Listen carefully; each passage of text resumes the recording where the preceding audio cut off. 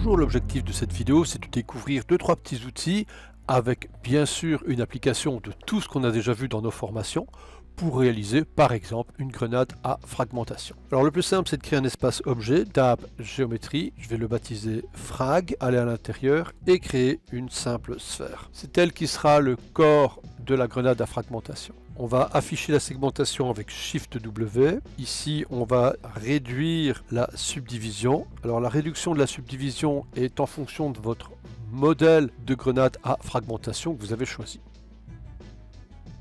Le problème avec les nœuds que nous allons utiliser, c'est que les sphères en mode Polygon Mesh proposent des noyaux de soudage. Alors ici, on va utiliser un outil hérité du SideFX Labs qui permet de convertir en quad. Toujours via Tab, Labs, Quadrangulate. On connecte.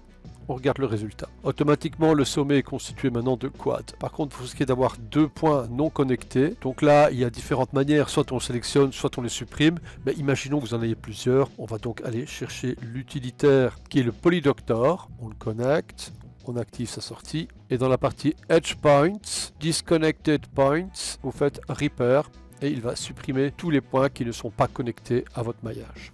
Avec l'utilitaire Quadrangulate, c'est que parfois certaines primitives sont dissociées. Ici, on va utiliser un utilitaire qui est l'Explode View, qui va me permettre de visualiser les éléments qui n'ont pas de point commun. Pour éviter cela, on va simplement ajouter le nœud Fuse, et automatiquement, on voit que via l'Explode View, maintenant tout est soudé. Bilan l'Explode View, on n'en a plus besoin, on peut le sélectionner et le supprimer.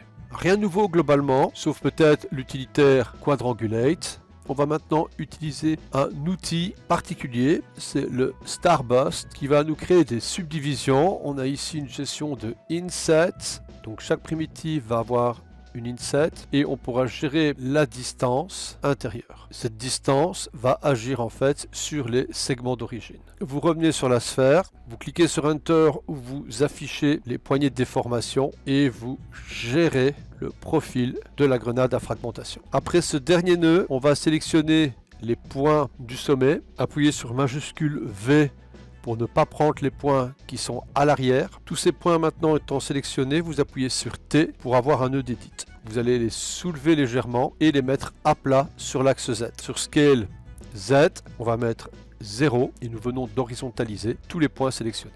On peut considérer que le corps de la grenade à fragmentation est presque terminé. On va néanmoins biseauter tous les segments des faces les plus orientés vers l'extérieur du corps. J'ai pour ça créé un groupe. Ce groupe va aller chercher les primitives. Je désactive Base Group.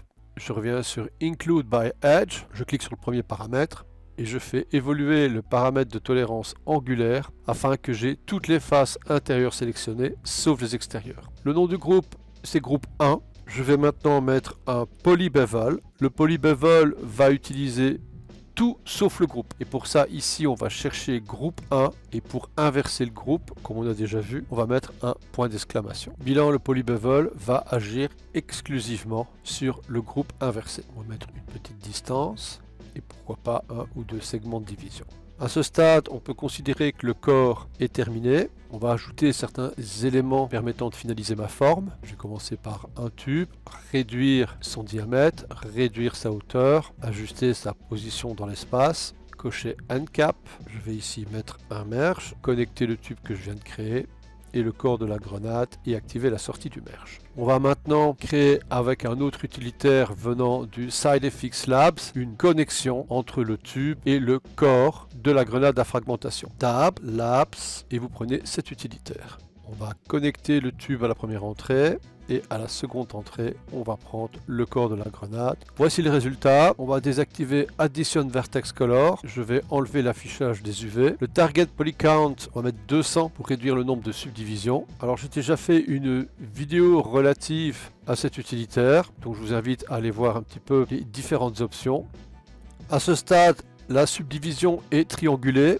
Alors on a vu un utilitaire qui était le Quadrangulate permettant de faire des quads, mais il y en a un autre qui est aussi dans le SideFX Labs qui est l'Instant Mesh. On va mettre le Labs Instant Mesh à la sortie de la jonction. On va mettre ici une subdivision à 200. On a des quads, gérer la distribution angulaire et éventuellement un petit relax. On va connecter dans le merge, afficher la combinaison entre les deux. Il y a moyen de couper net certaines formes en utilisant l'utilitaire Clip. On va par exemple couper ce qui est en dessous. Je vais refaire cet utilitaire clip, cette fois-ci le spatialiser au-dessus et cocher l'option dans Keep Primitive Below the Plane.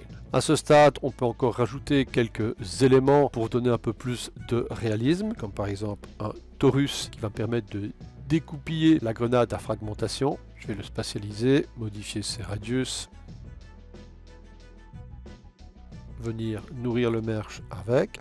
Je vais prendre ce tube et le dupliquer avec Alt. Ce tube, je vais lui donner une rotation pour le mettre à l'horizontale. Modifier son radius, modifier sa longueur et le spatialiser et le mettre dans le merge. Et voici notre prétexte qui est une grenade à fragmentation qui nous a permis de consolider différents types d'utilitaires tels que le quadrangulate, le starburst, le clip, l'instant mesh et d'autres petits tips majoritairement issus du SideFX Labs. À bientôt!